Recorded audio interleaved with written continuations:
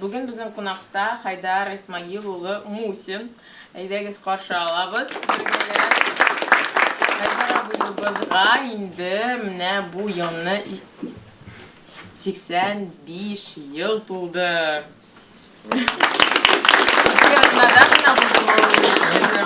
Екі орнада міне полпредство Татарстанда тағын құтлау болды, һәм шундай зор датаны құтлап біз де сізні қаршылайбыз туған күніңіз белән. Ең көп сәламәтлек сізге. Рахмат сізге бик зур.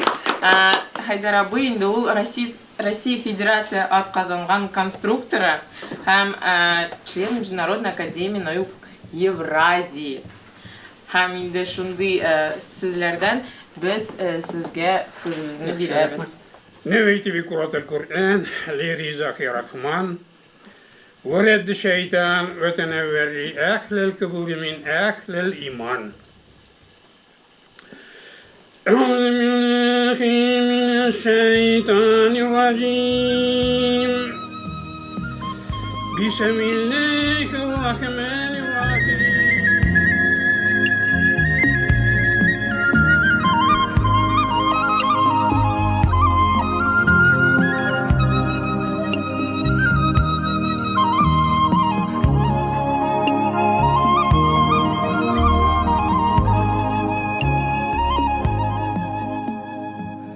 В ноябре этого года исполнилось 100 лет со дня основания знаменитого конструкторского бюро имени Туполева, где я проработал 25 лет, больше, более 25 лет,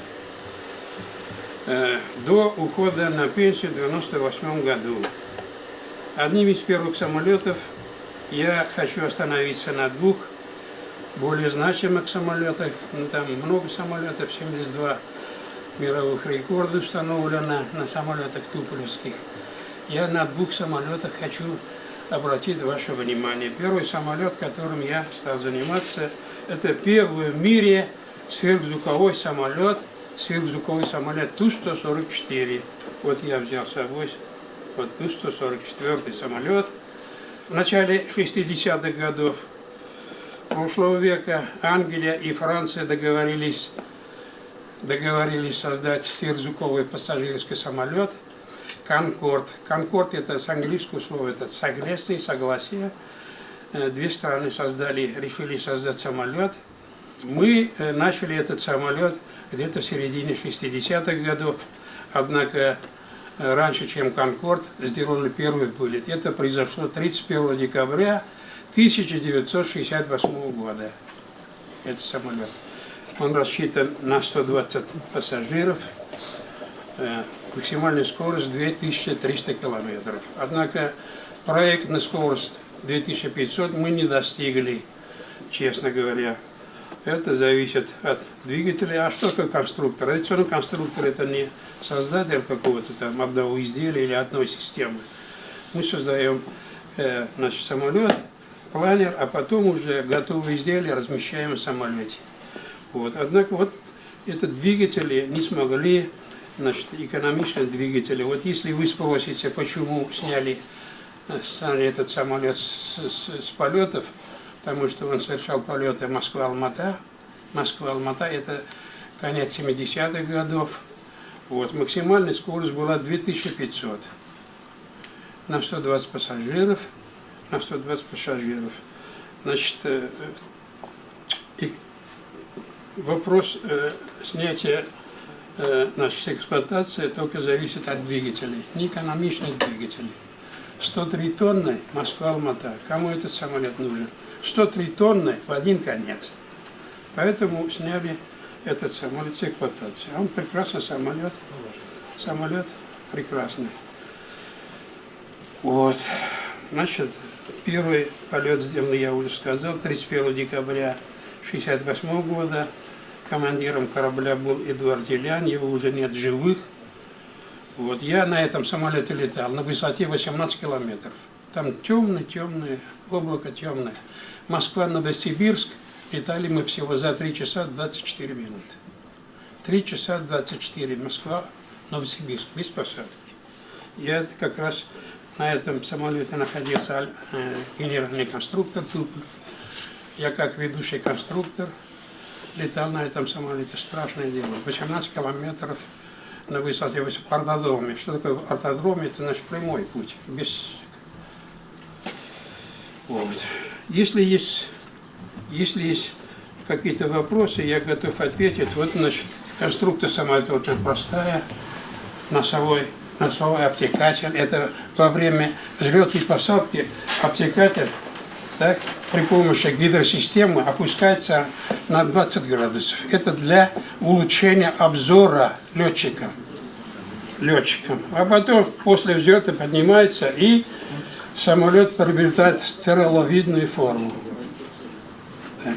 И во время посадки то же самое опускается на 20 градусов для улучшения обзора летчика.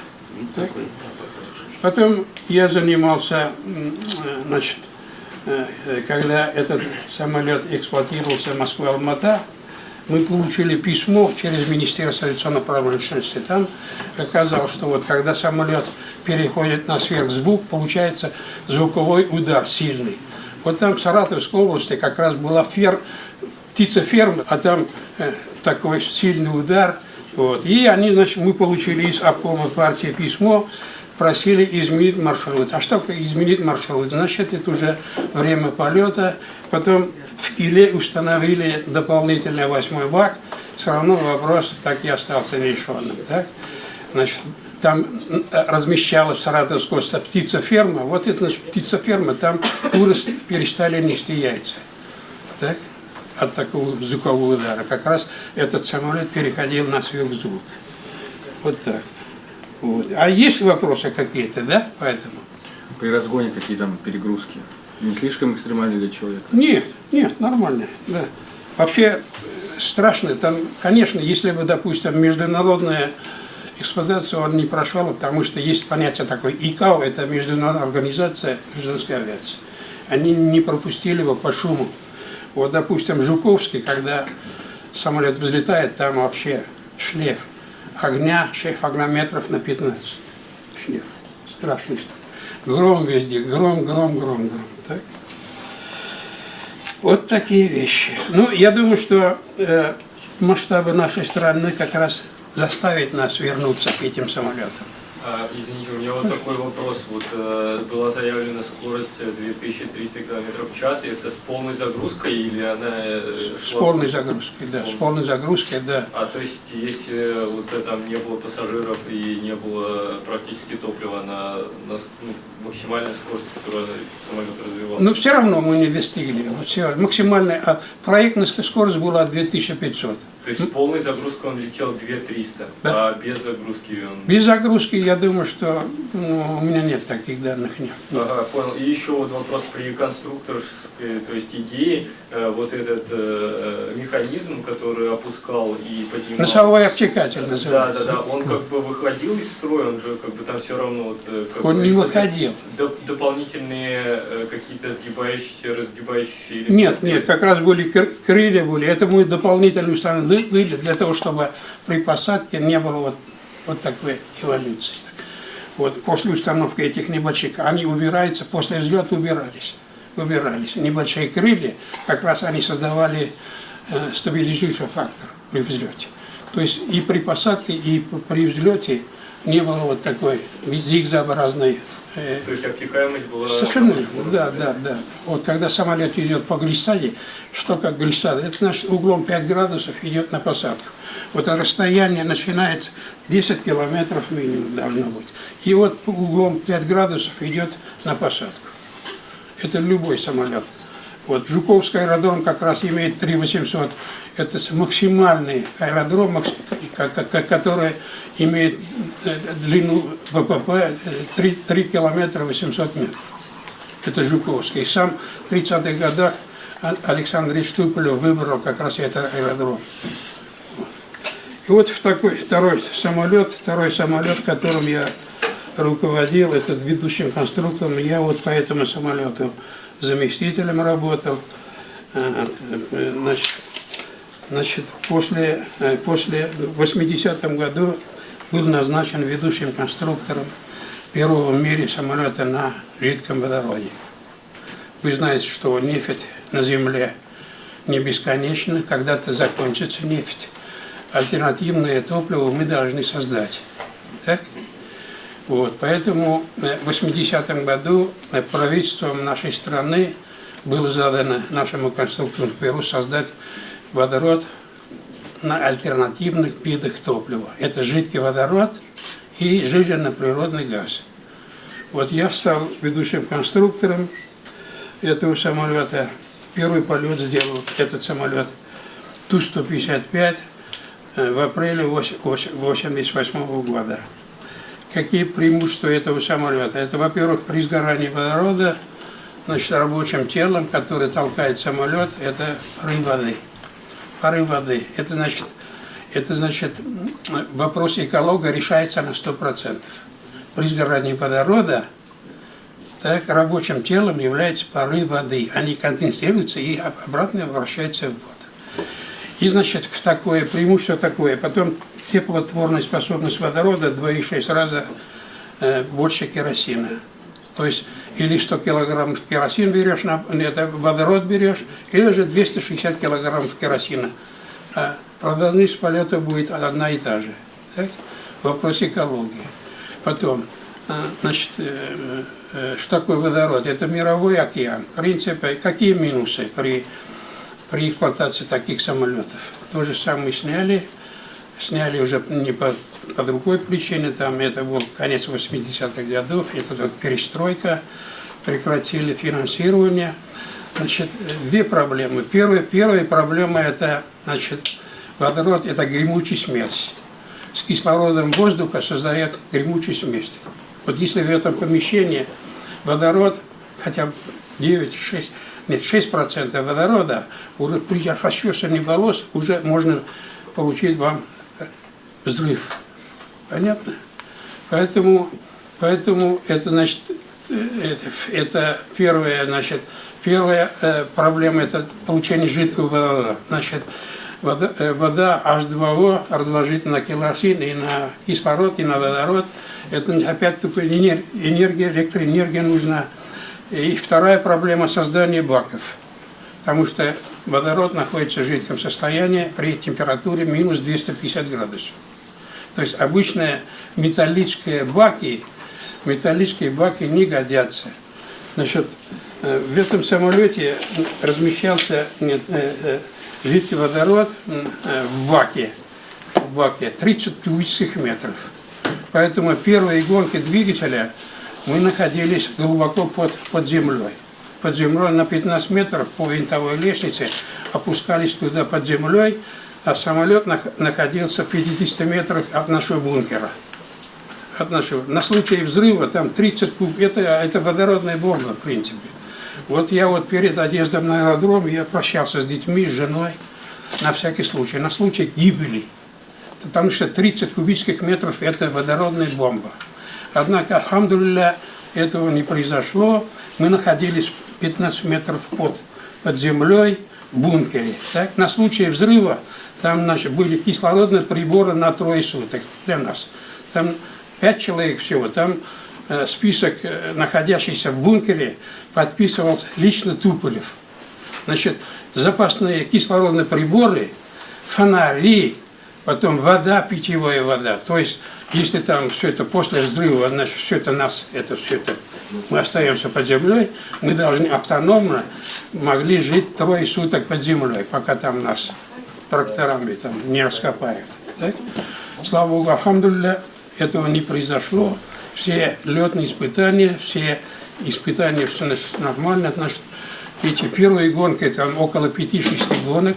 Вот, каждый раз мы, значит, находились под землей в кабине самолета, и у сопла самолета находились камеры. Мы могли под землей, находясь по мониторам, наблюдать, что происходит.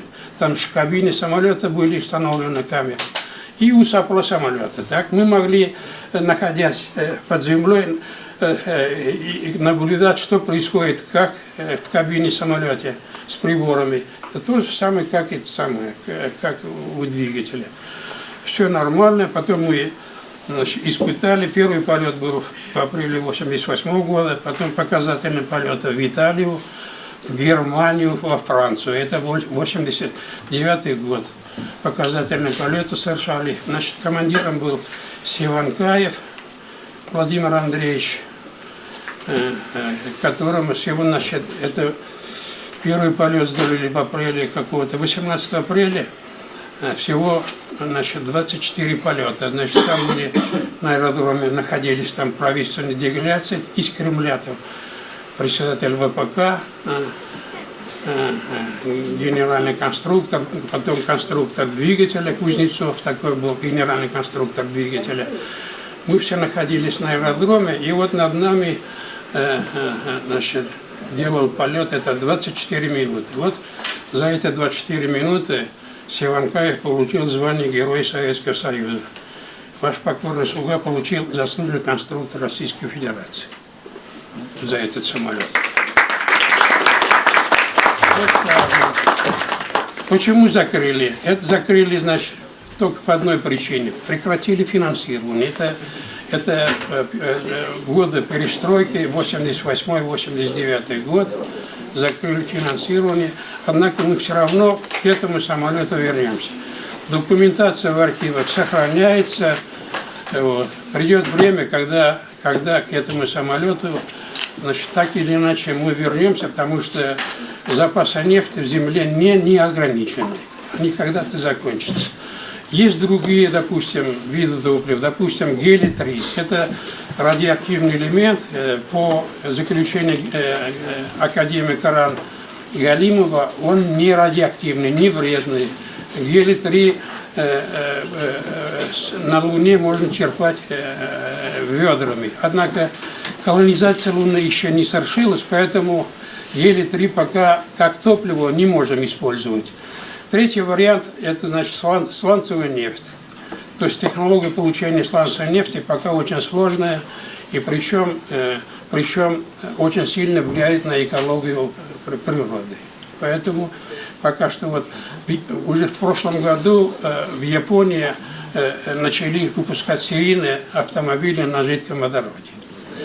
После того, как мы испытали этот самолет на водороде, значит, потом топливные системы переделали. Дело в том, что удельный вес жидкого, это СПГ, сжиженного природного газа, больше, чем водород. Поэтому топливные системы, это датчики, мы стали переделать. Ну, где-то полгода прошло на доработки. Опять этот самолет мы испытали уже на СПГ. То же самое, положительные результаты были. Да? То есть документация есть, в любой момент вернуться можно к этому самолету. Вот. Какие вопросы есть? Вы сказали, что для экологии это безвредно, но потом сказали то, что нужно водород от кислорода отделять. Ну, где мы возьмем электроэнергию? Вот именно. Я это отметил как минус. Ну, я думаю, что наука работает. Я сейчас уже 25 лет на пенсии. Говорят, как будто там водород перемешивают на сметану. Как будто бы. Но это как? Это вот технология. Честно говоря, я уже отошел. Я перешел на тематику ислама. Потому что без от производства учились в мадресе. Это 88-91 год. Так как по авиационному институту у меня, значит, специальность, значит, авиационная и космическая система управления. Значит, эта наука как раз мне позволяла разработать методику точного ориентирования осей мечетей на Мекку. Дело в том, что вот у православных христиан сакральная сторона – это вот восток. Они хранят лицом к востоку, ногами к востоку. Ну, извините, есть восток летний, вот здесь восход, а вот тут заход. А есть равноденствующий восток, 21 марта и 21 сентября. Так? А есть зимний восток, вот здесь восход, а вот здесь запад. Так? Тоже восток. Так? Поэтому в исламе значит, сакральная сторона не связана с хронологическими соображениями. Так? Сакральной стороной в исламе находится Мекка. Там Кааба. Кааба имеет форму куба, отсюда ей Кааба, имеет высоту 15 метров, периметр 48 метров. Вот это, как сакральная страна, независимо, где, в какой стране находится, значит, верующие, они обращаются лицом при совершении намазов в сторону Мекки. Обязательно. Независимо, где материк, там, Азия, Европа, Америка, Африка, там, Австралия, везде. Лицом обязательно мы должны лицом смотреть в сторону Мекки. Вот я выписал отсюда, значит, аяты из Священного Корана. И откуда бы ты ни вышел, обращай свое лицо в сторону священной мечети. Это в Мекке, да? Ибо это истина от твоего Господа. Поистине Аллах не брежет тем, что вы делаете. Коран, 2 сура, 144 аят. То есть при совершении намазах мы обязательно лицом должны смотреть в сторону Мекки. Так? Вот. Тут погрешность, допустим, в моем родном селе, где я там родился, вырос, две мечети, вот каменная мечеть ушла на восток на 18 градусов. Это очень большая погрешность, 18 градусов. Так? Вот, поэтому, так как значит, моя специальность по институту, по авиационному систему управления, как раз моя специальность позволяла, значит, подойти к этому вопросу уже с точки зрения науки. Так? Я пришел к выводу, что при помощи магнитного компаса направление на Мекку никак нельзя устанавливать. Дело в том, что географический полюс земного шара и магнитный полюс земного шара, они не совпадают. Вот. Магнитные полюса – это на территории Канады. Вот я когда писал, это вот моя книга вышла только в этом году, вот, я когда писал это, значит, я ездил в институт физики, а там ученый-секретарь мне сказал, что вот магнитные полюса земного шара перемещаются в год на 60 километров. На 60. И причем никак не поддаются анализу. То есть каждый год меняет координаты на 60 километров. Причем координаты северного магнитного полюса приближаются к Сибири, нашей страны, к Сибири. Вот поэтому, то есть географический меридиан и магнитный перидиан, они образуют какой-то угол. Это называется склонение магнитной стрелки. Поэтому с помощью магнитной стрелки, магнитного компаса никак нельзя поставить направление на Мекку. Вот, значит, вот в моем родном селе вот одна мечеть ушла на восток на 18 градусов. На 18. Это очень большое. Вот, допустим, Мекка там, а вот намаз читают вот так. Я стал заниматься вопросами разработки этой методики, и вот, значит, в 2000 году первая книга вышла, и причем после разработки этой методики я стал собирать отзывы на эту методику. Вот я вам покажу, значит, первое, это, значит, Равиль Хазрат Гауниддин дает мне отзыв. Потом генеральный штаб. Почему генеральный штаб? Потому что для того, чтобы определить направление на Мекку, сначала надо вычислять формулу, то есть истинно азимут на Мекку, допустим, Москва. Москва имеет широту 55 градусов, Мекка имеет широту 21 градус. Поэтому, значит, зная сложные формулы геодезии, я там 2 года ходил в университет геодезии в районе Курского вокзала, чтобы повысить свои знания в области геодезии. Там сложные формулы. Сначала надо, зная координаты города, Москвы и там Мекки, обязательно вычисляешь истинно азимут направление на Мекку. И причем после этого я, значит, в чем новизна? Дело в том, что после того, как я получил истинно азимут любого города, значит, использую полярную звезду, которая находится над северным полюсом земного шара. Вы знаете об этом. Вот хорошо, что вот сейчас в школах ввели предмет астрономии. Это обязательный предмет. Обязательный предмет. Сейчас вроде ввели астрономию. Вот когда мы учились, это 50-е годы были, у нас астрономия была, астрономия. Поэтому вот полярная звезда находится над северным полюсом. То есть направление на полярную звезду и ось вращения земного шара, между ними угол всего 1 градус. Через 100 лет будет полградуса. Через 100 лет вот это, между направлением на полярную звезду и осью вращения, суточной осью вращения земного шара будет всего полградуса. Это означает, что это уникальный, это исключительный способ применения направления на эту Мекку. Так? Я, значит, сначала вычисляем сложными формулами направление на истинный азимут, а потом с помощью теодолита устанавливаем ночью. Вот когда на проспекте Мира старая мечеть, значит, ось мечети была отклонена на 7 градусов. Вот я выполнил расчеты, потом положил эти расчеты на стол муфтия Равиля Хазрата. И вот когда Лужков был тогда мэр города Москвы, мы положили, это 22 года тому назад, положили на стол Лужкова. 7 градусов на запад ушла мечеть. Вот и было решено снести старую мечеть. Я стал, в кавычках, виновником этого события. Так? Потому что я расчетами доказал, что отклонение на 7 градусов на запад. Ну, это небольшое, может быть, но все равно это не явилось основной причиной сноса старой мечети. Там и в технических вузах есть такой предмет сопромат, да, ведь вы много изучаете, сопромат, сопротивление материалов. Старую мечеть надо было во что бы то ни стало снести, во что бы то ни стало. И мы снесли эту мечеть. Вот.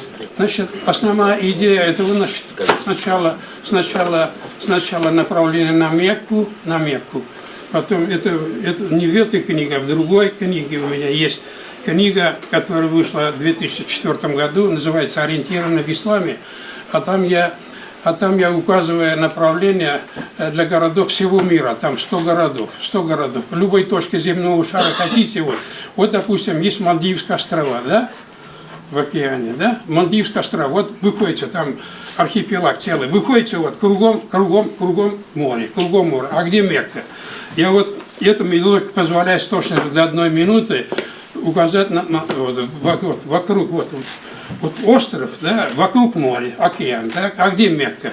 Вот как раз эта методика позволяет с точностью до 1 градуса установить Мекку, направление на Мекку. Я сейчас прочту хотя бы отзыв на эту методику из Академии наук, потому что после разработки этой методики я стал собирать отзывы.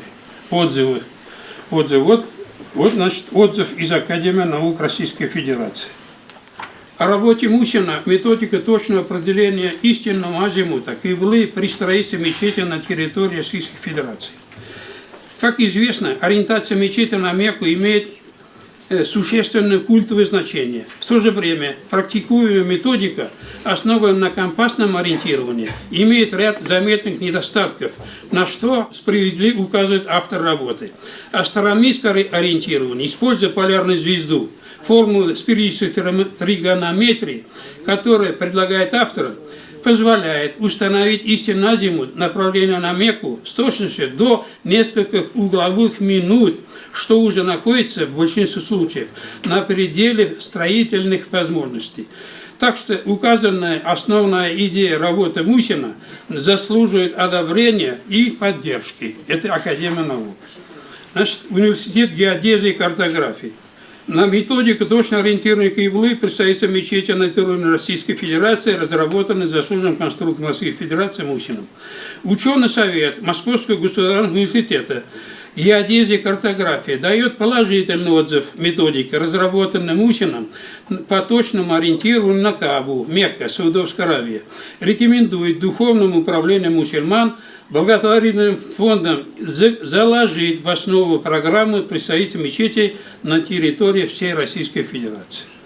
Тут значит, отзывы Генерального штаба. Почему Генеральный штаб? Почему? Потому что эту методику изучали, Генштаб изучал 3 или 4 месяца. Почему? Там указаны там координаты, широта, долгота. Как будто Запад не знает координаты Москвы, если захотели запустить ракету какую-то в Москву. Как будто бы не знают. И знают. Но все равно надо было, мне сказали, если не получишь отзыв из Генштаба Министерства обороны, будут таскать там спецорганы. А я отдал методику, изучали там 3-4 месяца и дали положительный отзыв. То есть никаких секретных, оказывается, нет. Широта там указана, вот в 100 городов мира указана широта любого города и долгота. И вот все. А потом уже вычисляешь, применяя сложные формулы. Алхамдулилля, вот значит, по этой методике в Казани, в Татарстане, в Костроме уже построена мечеть по этой методике. Вот. Поэтому потом есть еще другой способ, ЖПС или ГЛОНАСС. Это об этом вы прекрасно знаете. Ну, аппаратура ЖПС там дорого стоит. Я хотел купить в районе Курского вокзала. Есть фирма такая, $12 000. Слишком дорогая вещь, и поэтому, в принципе, ГЛОНАСС позволяет вообще 160 до 10 метров, допустим, до 10 метров. И почем на дни руки не продают, потому что я могу, допустим, получить эту аппаратуру, где-то стоят там у какого-то военного завода и сообщить эти координаты. То есть духовное управление могут они продать. Отдельным людям не продается такая аппаратура, потому что мало ли что, мы же патриоты страны, мы этого никогда не сделаем. Но все равно значит, духовное управление только имеет право приобрести эту аппаратуру. Или ГЛОНАСС. ГЛОНАСС – это наша отечественная система. Ярар, поблагодарим за такую... Я хотел от души поблагодарить Рустама Фаизовича. Он, в принципе, организатор, он консолидирующий фактор в его лице. Понятно?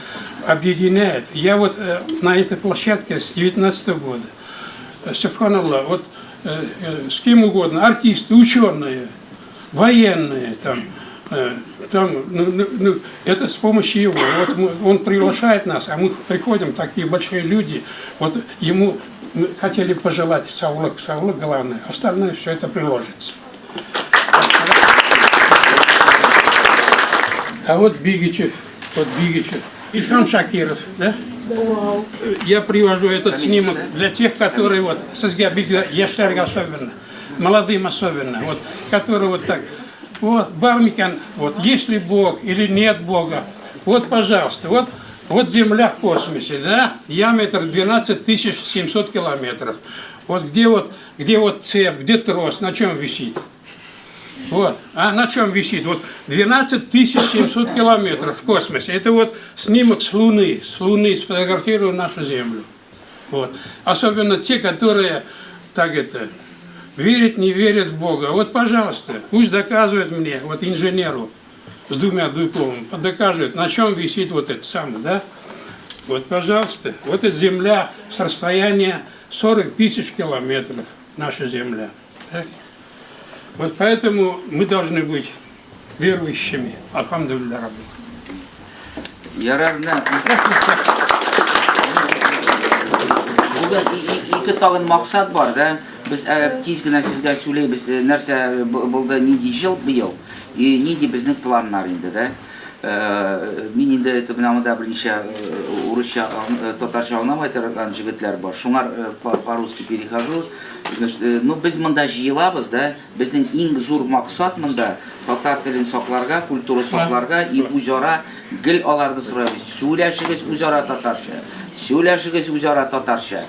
Шулай итеп инде менә без мусульманская организация. Biz birinci namaz ütkərəbiz. Biz mənə 10-15 mənə bir yıl buldu bizdən 11 iftar, da?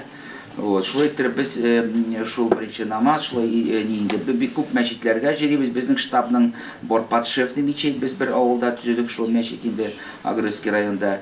Вот, шуңар. Но менә соңгы безнең жаңалык, biz оештырдык 14 землячества.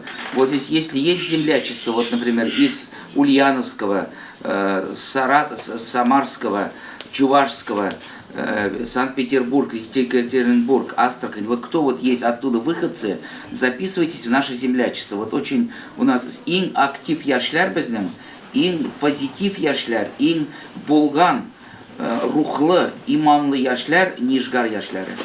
Менә шулай. Я подтверждаю. Да, алар ничектер менә алар актив.